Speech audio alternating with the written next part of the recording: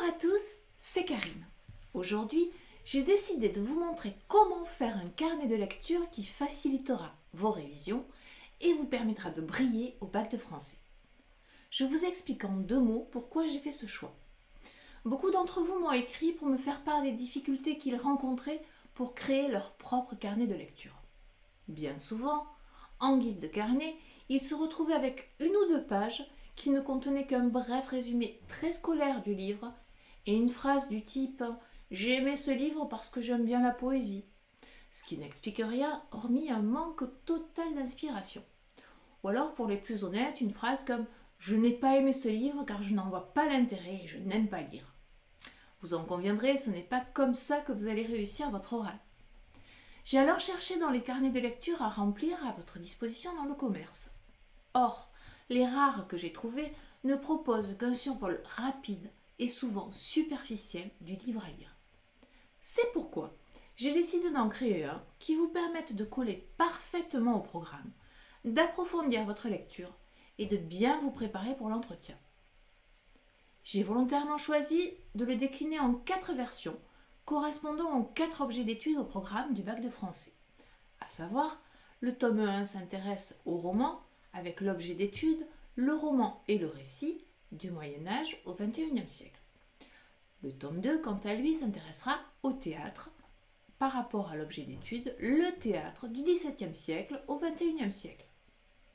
Le 3e concerne la poésie et correspond à l'objet d'étude, la poésie du XIXe siècle au XXIe siècle.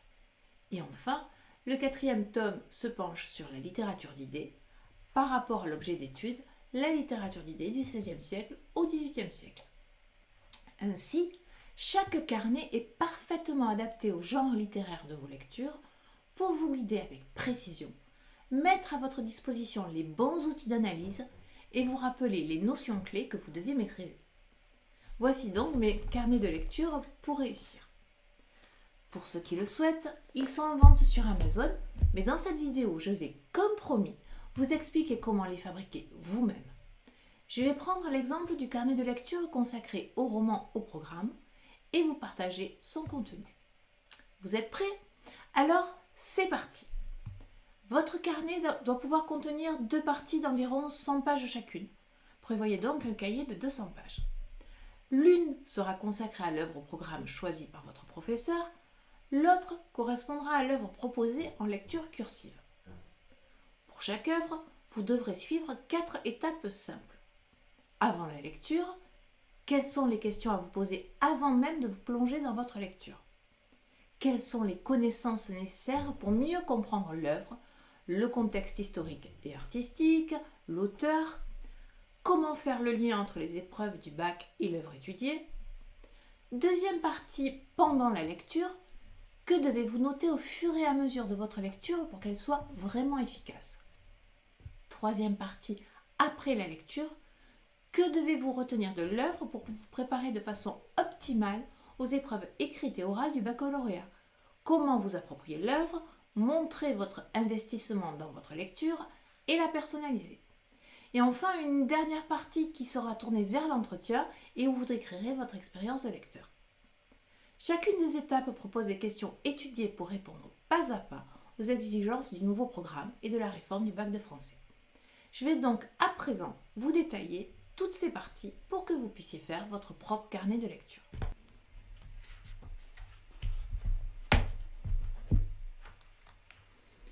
Donc, on s'intéresse à la lecture de l'œuvre au programme.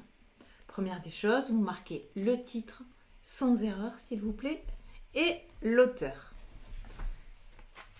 Et vous commencez par la première partie qui est très importante, c'est le travail préliminaire que l'on doit faire avant d'entrer dans la lecture.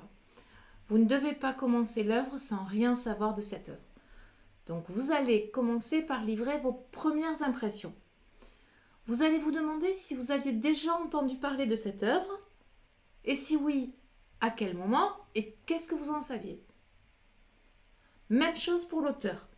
Vous allez vous demander si vous aviez déjà entendu parler de l'auteur avant, et si oui, qu'est-ce que vous en saviez. Vous allez regarder la couverture du livre et vous allez vous interroger, vous demander ce qu'elle vous inspire. Puis, vous allez vous intéresser au titre. Qu'est-ce que ce titre vous laisse attendre et quelles remarques pourriez-vous faire?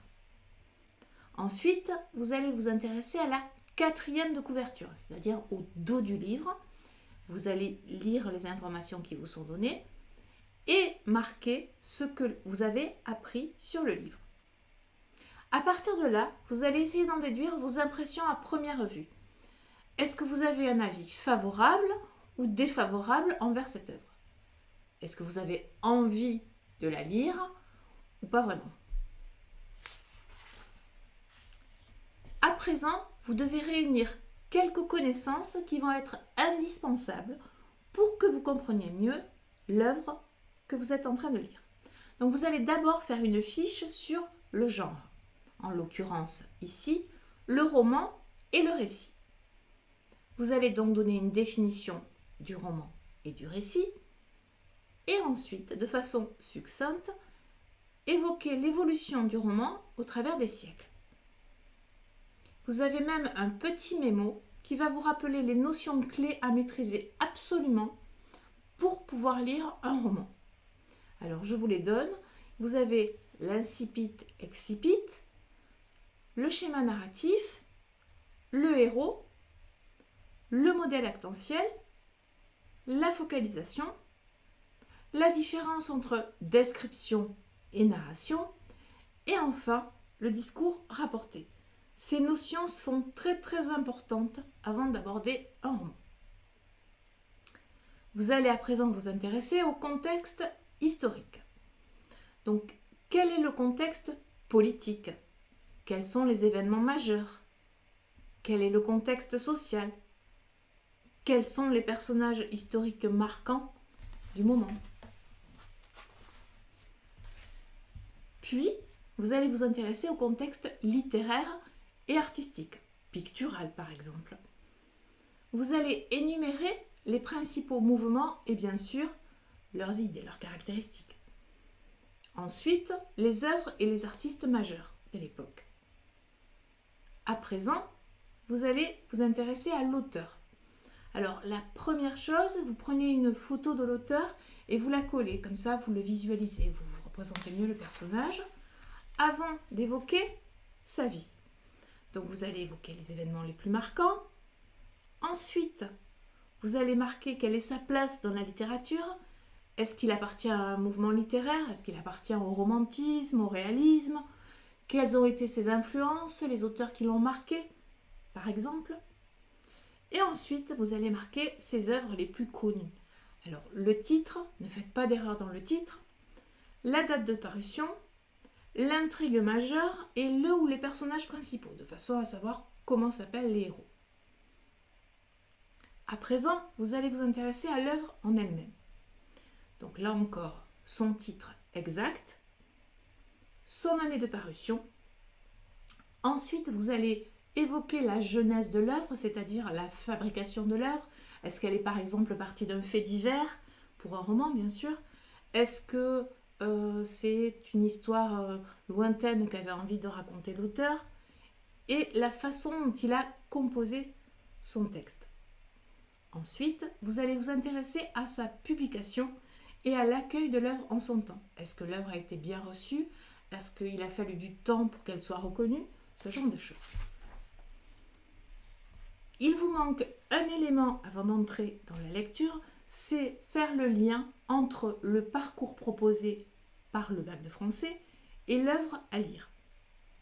Première des choses, vous faites une fiche qui résume ce que vous avez appris en classe ou lors de travaux personnels sur le parcours. Une fois que vous aurez fait ce travail, vous vous demanderez quelles sont les pistes de lecture que ce parcours vous donne sur l'œuvre. Quel éclairage cela pourrait donner sur l'œuvre. Et là, vous pouvez rentrer dans le vif du sujet. Vous allez vous mettre à lire le livre. Alors, dans cette partie, vous allez prendre des notes. Ce sera comme un brouillon pour ne rien oublier. Donc, après avoir lu chaque chapitre, vous allez marquer son titre Et vous pouvez en donner un autre si le titre du livre, du chapitre, ne vous paraît pas assez évocateur. Vous allez résumer le chapitre en quelques phrases très courtes. C'est pour vous. C'est un résumé qui est pour vous, pour bien vous souvenir de ce qui s'est passé. Vous allez noter les faits marquants sous forme de tirés. Vous allez vous demander ce que vous avez appris dans le chapitre sur le ou les personnages. Vous allez noter les passages qui vous paraissent importants, mais aussi les passages qui vous ont plu ou déplu. Vous allez noter les thèmes importants et la façon dont ils sont abordés. Vous allez également marquer vos impressions, vos émotions, vos réflexions, vos associations d'idées. Autre chose de très important, vous allez noter les problèmes que vous avez rencontrés, mais aussi la définition des mots difficiles. Donc il est bien entendu que vous devez avoir un dictionnaire à portée de main pour pouvoir marquer les mots que vous ne connaissez pas. Marquer et comprendre, bien sûr. Ensuite, vous allez recopier une ou plusieurs phrases qui ont attiré votre attention dans le chapitre. Et enfin, il faut que vous remplissiez attentivement le schéma narratif et le schéma actantiel qui se trouveront à la fin de cette deuxième partie. Alors, ne vous inquiétez pas, je vais vous expliquer ce qu'est le schéma narratif et ce qu'est le schéma actantiel si vous ne vous en souvenez plus.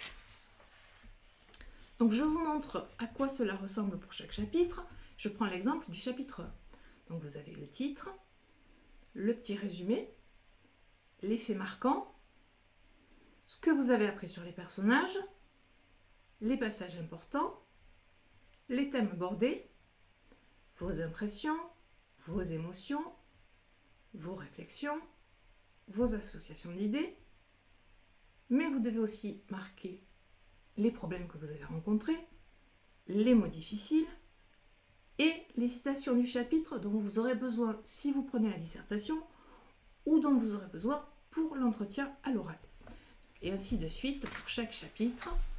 Alors j'en ai mis 46 parce que dans le rouge et le noir il y en a 45 et je crois que c'est le maximum pour les œuvres au programme. Et vous arrivez à mon fameux schéma narratif qu'il faut que vous remplissiez au fur et à mesure de votre lecture. Je vous rappelle ce qu'est le schéma narratif. En fait, cela correspond au déroulement d'un récit et aux actions qu'il raconte. Il y a toujours 5 étapes dans le schéma narratif. La situation initiale, c'est-à-dire la situation du début, le ou les éléments perturbateurs, ce qui va déstabiliser la situation de début, qui va la faire changer, la bouleverser. Ensuite, vous avez une succession de péripéties, c'est-à-dire d'actions qui vont suivre l'élément perturbateur, jusqu'à la résolution du problème qu'a apporté l'élément perturbateur, ce qu'on appelle le dénouement. Et enfin, vous avez la situation finale, c'est-à-dire où on en est à la fin du livre. Donc pour le schéma narratif, je vous propose de faire un tableau précis où vous allez marquer dans la première colonne le numéro du chapitre. Ensuite, au fur et à mesure, les repères spatiaux, c'est-à-dire où se passe chaque chapitre, à quel moment,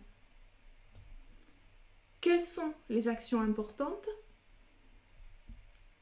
quelles sont les descriptions importantes, à quel moment du schéma narratif on se trouve. Alors attention parce que par exemple, la situation initiale peut courir sur les chapitres 1 à 3, par exemple.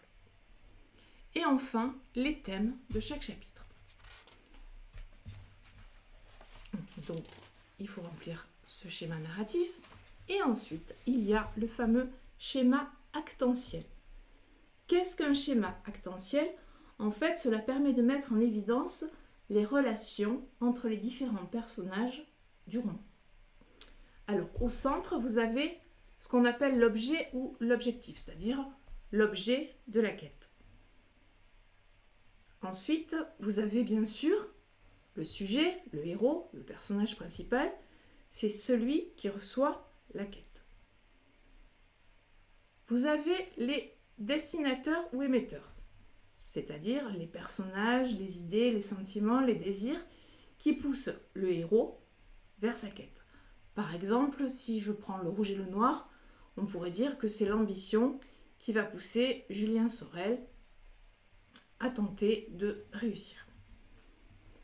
Les destinataires, ce sont les personnages à qui la quête va profiter d'une manière ou d'une autre. D'autre part, le héros a des adjuvants, c'est-à-dire des personnes qu'il va rencontrer au fil du roman et qui vont l'aider à accomplir sa quête, mais il a aussi des opposants, ce qui est logique, c'est-à-dire des gens qui vont nuire à l'accomplissement de sa quête. Donc, au fur et à mesure de votre lecture, vous devrez remplir le schéma actentiel. Et vous passez à la troisième partie une fois que vous avez fini l'œuvre. C'est une partie importante puisque c'est la partie où vous allez analyser votre expérience de lecteur. Première des choses, vous faites le plan du livre. Ensuite, vous résumez l'œuvre du mieux que vous pouvez. Contrairement à la seconde partie où vous résumiez un petit peu rapidement pour vous souvenir de tout, cette fois-ci, il faut faire le meilleur résumé possible, le plus précis, pour rendre compte de l'œuvre. Ensuite, vous allez vous intéresser aux personnages principaux.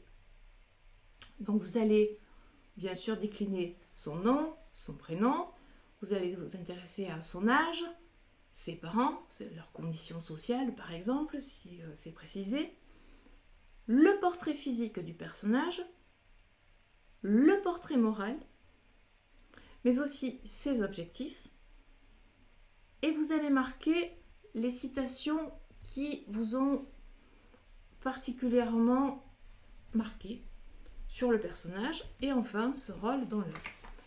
Alors, il doit y avoir 3 personnages principaux maximum à peu près. Et vous avez ensuite la même chose pour les personnages secondaires, mais de façon beaucoup plus succincte. Donc toujours pareil, l'identité, nom, prénom, âge, parents, ce qui n'est pas forcément marqué pour les personnages secondaires, le portrait physique, le portrait moral, les objectifs, les citations que vous avez retenues et le rôle dans l'œuvre. Et là, je vous conseille d'en mettre 6 à peu près. Voilà. Et vous allez vous intéresser aux thèmes abordés dans l'œuvre. Donc vous allez reprendre tous les thèmes que vous avez relevés au fil de la lecture et que vous avez marqués dans le tableau. Et cette fois-ci, vous allez essayer de créer un bref paragraphe sur chaque thème et sur la façon dont ils sont abordés dans l'œuvre. Là, je vous conseille d'étudier 6 thèmes à peu près. Ensuite, vous allez aussi vous intéresser au style, à l'originalité de l'auteur. Est-il ironique? Fait-il de longues phrases? A-t-il un regard particulier sur ses personnages? Ce genre de choses. À présent, vous allez vous intéresser à votre culture personnelle de l'œuvre et autour de l'œuvre. Donc, vous allez marquer les citations à retenir sur l'œuvre. Alors, ça peut être des citations annexes données par des contemporains, par exemple. Puis, vous allez vous intéresser à ce que j'appelle la postérité de l'œuvre, ou à la littérature comparée, les réécritures ou les adaptations. La postérité de l'œuvre, c'est-à-dire ce qu'elle devient au fil des ans, au fil des siècles. Par exemple, si je reprends Le Rouge et le Noir, vous pouvez vous intéresser à une adaptation cinématographique, comme celle avec Gérard Philipe, et comparer les 2 versions, par exemple, ce que vous en pensez. Enfin, vous allez marquer quels sont les travaux d'écriture que vous avez faits en classe en rapport avec cette œuvre. Et cela va vous permettre de personnaliser encore votre lecture. Dernière partie, et non des moindres, celle qui va vous permettre de vous décider pour l'entretien à l'oral. Donc vous allez essayer de faire un point sur votre ressenti face à l'œuvre. Donc dans une colonne, vous allez mettre ce que vous avez aimé, dans une autre, ce que vous n'avez pas aimé, et surtout, la raison de ce choix, c'est-à-dire vraiment justifier. On aime parce qu'il y a quelque chose de précis. C'est pas, on n'aime pas parce que c'est comme ça. Donc, par exemple, l'histoire. Est-ce que vous avez aimé l'intrigue? Est-ce que vous avez aimé l'époque? Pourquoi? Ou est-ce que vous n'avez pas aimé? Pourquoi? Peut-être parce qu'il y a un fossé trop important, je ne sais pas. Les personnages. Donc, est-ce qu'il y a des personnages pour qui vous avez une tendresse particulière et d'autres que vous détestez et pourquoi? Les thèmes abordés, est-ce qu'il y a des thèmes qui vous ont particulièrement intéressé, que vous avez aimé, d'autres que vous n'avez pas aimé, mais tout simplement parce que vous n'êtes pas du tout d'accord avec l'auteur? C'est à vous de voir. Ensuite, sur le style de l'auteur, la façon dont le livre est écrit. Est-ce que vous avez aimé le style de l'auteur ou est-ce que vous ne l'avez pas aimé? Et quelle en est la raison? Est-ce que vous trouvez que son accès est trop difficile? Est-ce que vous trouvez que le vocabulaire est trop élevé? Je ne sais pas. Voilà. Et enfin, le dénouement. Est-ce que vous auriez imaginé le dénouement tel qu'il est? Est-ce que vous auriez aimé un autre dénouement? Pourquoi? Voilà des pistes. Ensuite, vous allez réfléchir sur l'œuvre ou à partir de l'œuvre. Et vous allez penser à vos premières impressions. Est-ce que ce que vous pensiez au début, avant d'entrer dans la lecture, s'est avéré? Ou au contraire, est-ce que cela s'est révélé faux? Est-ce que votre regard sur l'œuvre a changé au fil de la lecture?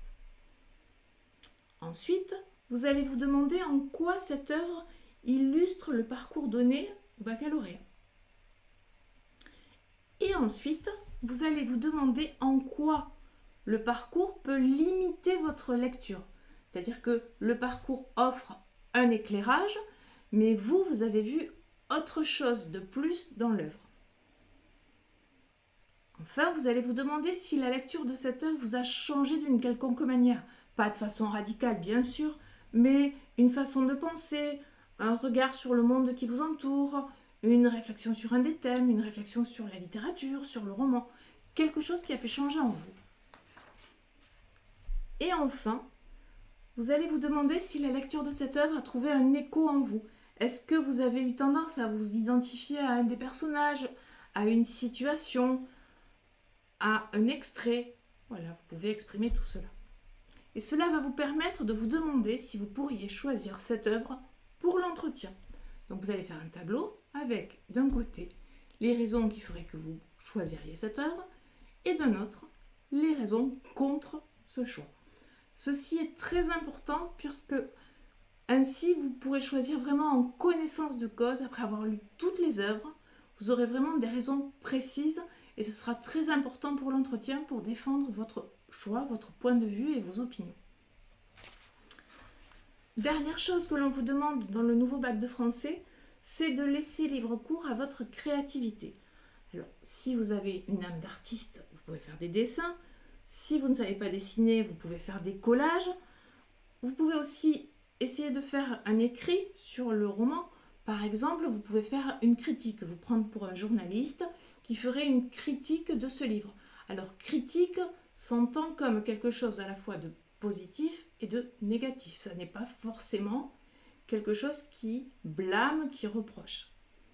Voilà, vous avez quelques pages pour la créativité et c'est terminé. Vous pouvez passer à la lecture cursive et faire exactement la même chose. Voilà, j'espère que ce tuto vous a plu et va vous aider pour faire votre carnet de lecture. Je vous précise que vous devez adapter chaque tome à chaque objet d'étude. Si vous ne voulez pas vous embêter à les faire vous-même, je vous rappelle que les 4 tomes du carnet de lecture pour réussir sont disponibles sur Amazon. Je vous mets le lien sous cette vidéo. Si vous ne voulez manquer aucun de mes conseils, abonnez-vous à ma chaîne French Help et n'hésitez pas à liker et à partager. À très vite!